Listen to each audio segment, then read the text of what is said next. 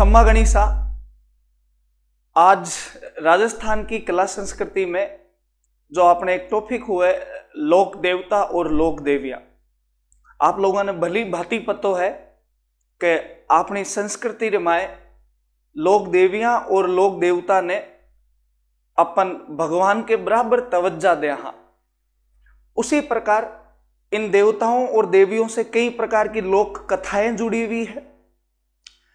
जब एक त्योहार आता है गोगा नवमी, तो गोगा नवमी के अवसर पे कुम्हार अपने घरों में घोड़े बना के लाते हैं। उनके ऊपर एक सवार बैठा होता है, उसके हाथ में एक भाला होता है। अपन उस पर राखियां चढ़ाते हैं। लेकिन उसका रीजन क्या था कि गोगा जी के घोड़े के ऊपर राखी क्यों चढ़ाई जाती है? अच्छा, श्रावण पूर्णिमा के दिन राखी बांधी जाती है, उसके ठीक 9 दिन बाद हम राखी चढ़ाते हैं। तो आज का दोस्तों यही टॉपिक है ना, गोगा जी के घोड़े पर राखी क्यों चढ़ाई जाती है। हमें पता तो होना चाहिए कि अपनी संस्कृति के अंदर जो जो चीजें चल रही है भाई उनका मतलब क्या है। तो दोस्तों ऐसा कहा जाता है, खैर आपने भी अगर कभी गोगा जी के बारे में पढ़ा होगा, तो गोगा जी के ना 2 मौसेरे भाई थे। एक का नाम था अर्जन और एक का नाम था सर्जन। गोगा जी के 2 मौसेरे भाई थे, एक का नाम था अर्जन और एक का नाम बताओ क्या था? सर्जन। वास्तविकता में तो इनका नाम अर्जुन और सुरजन था, पर अपने मारवाड़ी भाषा में जब तक अपन किसी का नाम बिगाड़े नहीं तो मजा नहीं आता अपने को। अर्जुन को अपन अर्जन ही बोलते हैं, सुरजन को सर्जन ही बोलते हैं। आप देखना गाँव में आज भी डोकरियां जो है वो खुशबू को कशबू ही बोलती है, उनको कुछ भी कर लो। तो अर्जुन और सुरजन था, लेकिन इन्होंने इनका जो नाम है जो आमतौर पर प्रचलित था वो था अर्जन और सर्जन। ये कौन थे? ये गोगा जी के मौसेरे भाई थे। ऐसा कहते हैं कि गोगा जी का अपने मौसेरे भाइयों के साथ में कोई जमीन का विवाद था। खैर आम बात है, जमीन का जो विवाद होता है, भूमि विवाद, वो सगे भाइयों के बीच में हो जाता है। तो मौसेरे भाई तो बहुत दूर की बात है। तो अर्जन सर्जन वर्सेस गोगा जी, इनके बीच में भूमि विवाद हो गया। ऐसा कहते हैं कि गोगा जी तो मतलब इतने भयंकर चमत्कारी आदमी थे, अर्जन और सर्जन को भी पता था कि हम इनसे लड़के जीत नहीं सकते। इसलिए अर्जन और सर्जन टाबरों महमूद गजनवी से सहायता प्राप्त करने जाते हैं। महमूद गजनवी, अर्जन और सर्जन सहायता प्राप्त करने के लिए किससे जाते हैं? महमूद गजनवी से। लेकिन ऐसा कहते हैं कि महमूद गजनवी जो है वो अर्जन और सर्जन के साथ मिलके और गोगा जी को पहले अपमान फील कराना चाहता था, मतलब इनका अपमान करना चाहता था। अब अपमान गोगा जी का तो कर नहीं सकता, जूत मेले तो लठ हमेशा हाथ में रखते थे। आपको पता होगा गोगा जी की जो पत्नी थी, यानी गोगा जी का जो ससुराल है वो कोड़ू मंड के अंदर था, कोड़ू मंड फड़ोदी के अंदर राठौड़ों में। और जहां हम यूं कह सकते हैं कि लोक देवता हुए थे पाबू जी, उनकी फैमिली के अंदर था। तो ऐसा कहते हैं कि गोगा जी की जो पत्नी थी, खैर आप देखना केलम दे उनका नाम मिलता है गोगा जी की पत्नी का। उस गोगा जी की पत्नी के पास में एक दूत आता है। वो दूत भेजता है महमूद गजनवी। वो दूत अपने गोगा मेड़ी आता है, अपने सॉरी ददेरवा चूरू के अंदर, ददेरवा चूरू के अंदर ये गोगा जी का गांव था। और वहां पे आके और सूचना देता है कि केलमदे आपके जो भाई है उनके लड़का हुआ है, तो बड़ी खुशी की बात है और आपको कोड़ूमंड बुला रहे। तो केलमदे भी बड़ी खुश हुई, भाई के लड़का हो गया। तो ये सज धज के और ददेरवा चूरू से कोलूमंड निकलती है गोगा जी की पत्नी। ऐसा कहते हैं कि इनकी बड़ी प्लानिंग थी और बीच में ही ये अर्जन सर्जन और कुछ लोग मिलके गोगा जी की पत्नी के गहने उतार लेते हैं, उनके साथ में बैड बिहेवियर करते हैं, दुर्व्यवहार करते हैं, उनके कुछ ओढ़नी वोढ़नी कपड़े होते हैं वो भी छीन लेते हैं। फिर केलमदे जो है वो गुस्से से इतनी लाल पीली होती है कि वो जाती नहीं है कोलूमंड, वापस ददेरवा जाती है।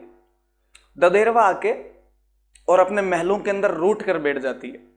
ऐसा कहते हैं कि उस टाइम में जो महिलाएं रूठ के बैठा करती थी, एक महल हुआ, कुछ महल हुआ करते थे जिनको कोप महल कहते थे।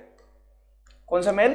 कोप महल। उस कोप महल के अंदर बैठ गए। तो गोगा जी आए शाम को घर पे, तो इन्होंने देखा यार आज दिखाई नहीं दी केलमदे किधर। तो इनकी मम्मी ने कहा, बोले वो तेरी जो लुगाई है ना वो तो उस कोप भवन के अंदर बैठी है। तो गोगा जी ने कहा कोप भवन के अंदर रूठ के? ऐसा क्या हो गया?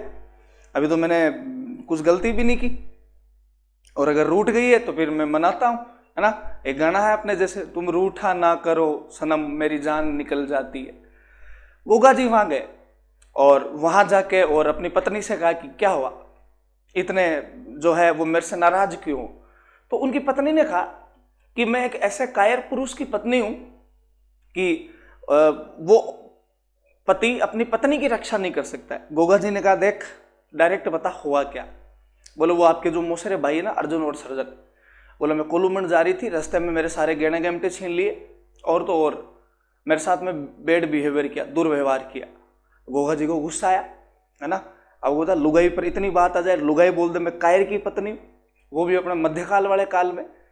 आपने देखा होगा, सुना अगर आपने कहीं, तो कर्नल जेम्स टोड जो थे वो ऐसा कहते हैं कि एक क्षेत्रीय योद्धा से कभी भी दो चीजें नहीं मांगनी चाहिए, एक तो तलवार और दूसरा इसकी स्त्री। जब इन दोनों पे संकट आता है तो वो अपनी गर्दन तक कटा देता है। तो गोगा जी को गुस्सा आया और गोगा जी पहुंच गए महमूद गजनवी के दरबार में, जहां अर्जुन सर्जन पहले ही एक तो माथे में तेल डाल के मसाज कर रहा था महमूद गजनवी की, एक कांधे में खाज गुजर रहा था। गोगा जी वहां पहुंचे और महमूद गजनवी को अर्जुन सर्जन को ओपन चैलेंज किया। बोला अगर माँ का दूध पिया है तो एक काम करना, मेरे से युद्ध करके बताओ, लड़के बताओ, जीत के बताओ, औरतों के साथ में क्या तुम बुरा व्यवहार करते हो। अच्छा, महमूद गजनवी उसके पहले गोगा जी को नहीं जानते थे। गोगा जी दरबार में जाके खुला चैलेंज दे के आते हैं। उसके बाद में महमूद गजनवी पूछता है, बोलो कौन हो, क्योंकि पहले मुस्लिमों के दरबार में जब जाते थे तो एक सिस्टम होता था, सजदा पर था, खैर वो बाद में प्रचलित थी, लेकिन वो सलाम करना पड़ता था। तो कोई सा सलाम नहीं गए, डायरेक्ट गए ऊपर गर्दन करके चैलेंज करके और वापस आ गए गोगा जी। जब गोगा जी वापस आए तो महमूद गजनवी के दरबार में चैलेंज करके अगर कोई गया तो उसको उत्तर तो देना पड़ेगा। ऐसा कहते हैं महमूद गजनवी ने ददेरवा पे अटैक किया और उस दिन जो मुस्लिम फौज है वो पूरे ददेरवा को घेर के बैठी थी। अब ददेरवा में मुश्किल से 150 घर, चूरू के अंदर जहां गोगा जी का गांव था, और उसको हजारों की संख्या में सेना ने घेर के और घेरा देके और बैठी है। गोगा जी पता चला लोगों को, तो गोगा जी को कहा गोगा जी आप तो निश्चिंत होकर सो रहे हो, और वो महमूद गजनवी आप उसको ओपन चैलेंज करके आए थे, वो तो गांव को घेर के बैठा है और हजारों सैनिक है उसके पास में, हम तो कहीं टिकने वाले नहीं है। गोगा जी ने कहा नो टेंशन, जब तक गोगा है तब तक डरने की कोई चिंता नहीं।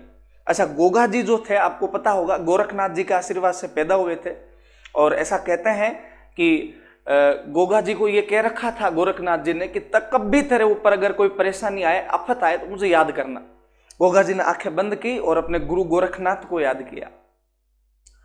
गोरखनाथ ने उन्हें कुछ चीज बताई, सॉल्यूशन बताई, और गोगा जी गांव में जाते हैं, गांव के लोगों को इकट्ठा करते हैं।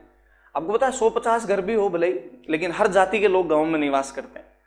तो कुछ कुमार थे, गोरखनाथ जी ने गोगा जी के सपने में आके कहा था कि ये जो कुमार है ना, इन कुमारों से मिट्टी के घोड़े बनवा, उसके ऊपर सैनिक बिठा, उनके हाथ में भाला दे, और फिर पानी का छांटा देना उनके मिट्टी के घोड़ों के, वो सारे असली घोड़े और असली सैनिक बन जाएंगे। तो कुमार को कहा कि तू कितने घोड़े बना सकता। कुमार ने कहा साहब मैं तो सुबह से शाम तक लगूं तो लेन लगा दूंगा घोड़ों की, उनके ऊपर आदमियों के। तो सारे लग गए लोग, कोई भाला बना रहा, कोई क्या लगा बना रहा। फिर आपको पता राखी क्यों बांधी जाती है? रक्षा करने के लिए। अच्छा, जो उस गांव की औरतें थी, उन औरतों ने जो वो मिट्टी के घोड़े बनाए थे उनके ऊपर राखी चढ़ाई कि आप हमारे भाई हो और हमारी रक्षा करो। ये मुस्लिमों ने हमारी रियासत को या हमारे गांव को घेर लिया, हमारी रक्षा करो। और फिर पानी का छांटा दिया था, और वो सब ओरिजिनल जो है वो सैनिक बन गए थे।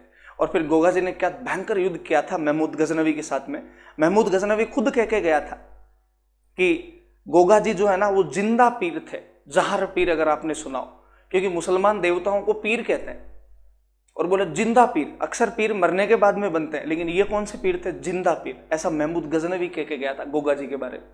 और ऐसा कहते हैं कि गोगा जी ने अर्जुन और सर्जन की गर्दन काट दी थी, काट के और अपनी लुगाई के सामने रख दी थी, बोल देख तेरा पति कायर नहीं है।